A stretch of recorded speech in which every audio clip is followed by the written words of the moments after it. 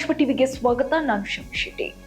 ಕೊನೆಗೂ ಕೊಲೆಗಟುಕ ಮಹೇಂದ್ರ ಬಂಡವಾಳ ಬಯಲು. ತನ್ನ ಪ್ರಿಯತಮೆಗೆ ಕಳುಹಿಸಿದ್ದ ಮೆಸೇಜ್ಗಳೆಲ್ಲವೂ ರಿವೀಲ್. FSL ನಿಂದ ರಿವೀಲ್ ಆಯ್ತು ಕೊಲೆಗಾರನ ಕರಾಳ ಮುಖ.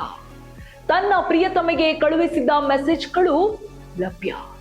ಫೋನ್ ಪೇ ನಲ್ಲಿಯೂ ಸಹ ಮೆಸೇಜ್ ಮಾಡಿರುವ ಮಹೇಂದ್ರ ರೆಡ್ಡಿ.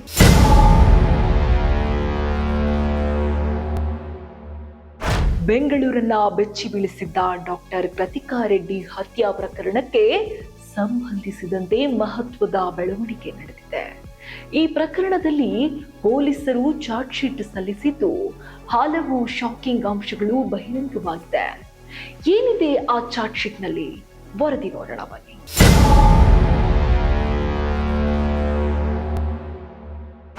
ಬೆಂಗಳೂರು ನಗರವನ್ನೇ ಕಂಗೆಡಿಸಿದ್ದ ಡಾಕ್ಟರ್ ಕೃತಿಕಾ ರೆಡ್ಡಿ ಹತ್ಯೆ ಪ್ರಕರಣ ಇದೀಗ ಮತ್ತೊಂದು ತಿರುವು ಪಡೆದುಕೊಂಡಿದೆ.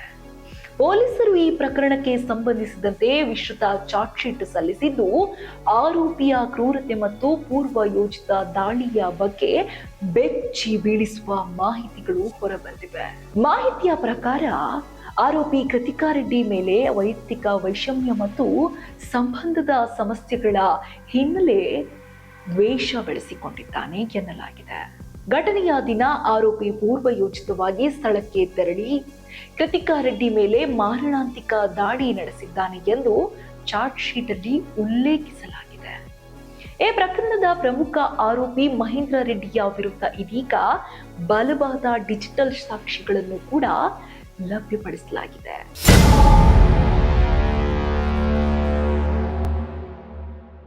ಹೌದು, FSL ತಂಡವು 10.34 ಲಕ್ಷಕ್ಕೂ ಹೆಚ್ಚು ಡಿಜಿಟಲ್ ಫೈಲ್ಗಳನ್ನ ವಿಶ್ಲೇಷಣೆ ನಡೆಸಿ ಮಹೇಂದ್ರ ರೆಡ್ಡಿಯ ಕರಾಳ ಮುಖವನ್ನ ಬಯಲಿಗೆಳೆದಿದೆ.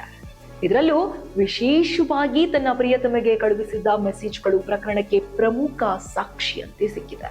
ಈ ಸಂದೇಶ ನೋಡಿದ ಮೇಲೆ ನನಗೆ ಕರೆ ಮಾಡಬೇಡಿ, ಪೊಲೀಸರು ನಮ್ಮ ಸಂಬಂಧದ ಬಗ್ಗೆ ಏನಾದರೂ ಕೇಳಿದ್ರೆ ಸ್ನೇಹಿತರು ಅಂತ ಹೇಳಿ ಎಂದು ಮಹೇಂದ್ರ ರೆಡ್ಡಿ ಸೂಚಿಸಿದ್ದಾನೆ.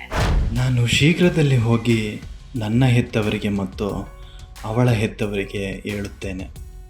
ನನ್ನ ಬಳಿ ಪುರಾವೆಗಳಿಲ್ಲ, ಆದರೆ ನಾನು ಕೃತಿಕಾಳನ್ನು ಕೊಂದಿದ್ದೇನೆ. ನಾನು ಕಂಬಿಗಳ ಹಿಂದೆ ಹೋಗುತ್ತೇನೆ, ಆಗ ನೀವು ಸೇರಿದಂತೆ ಎಲ್ಲರೂ ಸಂತೋಷವಾಗಿರುತ್ತೀರಿ ಎಂದು ನಾನು ಭಾವಿಸುತ್ತೇನೆ. ನಾನು ಇದನ್ನು ಇಲ್ಲಿಗೆ ಕೊನೆಗೊಳಿಸುತ್ತಿದ್ದೇನೆ. ಹೋಗಿ ನಿನ್ನ ಜೀವನವನ್ನು ಆನಂದಿಸು. ನೀನು ನನ್ನನ್ನು ಬಯಸಿದಂತೆ ನಾನು ಸಂತೋಷದಿಂದ ಬಾಳುತ್ತೇನೆ ಮತ್ತು ಆ ದಿನ ನೀನು ನನ್ನನ್ನು ಬಯಸಿದಂತೆ ಸಾಯುತ್ತೇನೆ.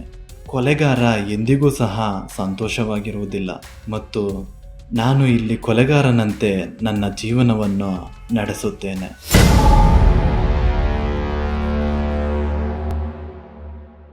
ಈ ಎಲ್ಲ ಸಂದೇಶಗಳು ಈಗ ತನಿಖೆಗೆ ದೊಡ್ಡ ತಿರುವು ನೀಡಿದ್ದು ಆರೋಪಿಯ ವಿರುದ್ಧ ಗಂಭೀರ ಪ್ರಮಾಣದ ಸಾಕ್ಷಿಗಳನ್ನು ಕೂಡ ಪರಿಗಣಿಸಲಾಗುತ್ತಿದೆ.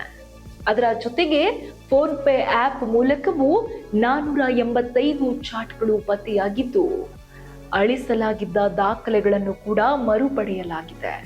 ಈ ಡಿಜಿಟಲ್ ಸಾಕ್ಷಿಗಳು ಮಹೇಂದ್ರ ರೆಡ್ಡಿಯ ವಿರುದ್ಧದ ಆರೋಪಗಳನ್ನ ಮತ್ತಷ್ಟು ಬಲಪಡಿಸುತ್ತಿವೆ. ಇನ್ನೊಂದೆಡೆ ಮಹೇಂದ್ರ ರೆಡ್ಡಿ ಸಲ್ಲಿಸಿದ್ದ ಜಾಮೀನು ಅರ್ಜಿಯನ್ನು ಸೆಷನ್ಸ್ ಕೋರ್ಟ್ ಮಂಗಳವಾರ ವಜಾಗೊಳಿಸಿದೆ. ಒಟ್ನಲ್ಲಿ ವೈದ್ಯೆಯ ಹತ್ಯೆ ಪ್ರಕರಣದಲ್ಲಿ ಹೊರಬಂದಿರುವ ಈ ಅಂಶಗಳು ಸಮಾಜವನ್ನೇ ಬೆಚ್ಚಿ ಬೀಳಿಸುತ್ತಿದೆ. ನ್ಯಾಯಕ್ಕಾಗಿ ಕುಟುಂಬದವರು ಕಾಯುತ್ತಿರುವ ಈ ಪ್ರಕರಣದಲ್ಲಿ ಮುಂದಿನ ನ್ಯಾಯಾಂಗ ಪ್ರಕ್ರಿಯೆ ಮೇಲೆ ಎಲ್ಲರ ಗಮನ ನೆಟ್ಟಿದೆ. ಇದು ಈ ಹೊತ್ತಿನ ವಿಶೇಷ. ಇನ್ನಷ್ಟು ಕ್ರೈಮ್ ಅಪ್ಡೇಟ್ಸ್ಗಾಗಿ ನೋಡ್ತಾ ಇರಿ ಸಪ್ತಾಶ್ವ ಟಿವಿ.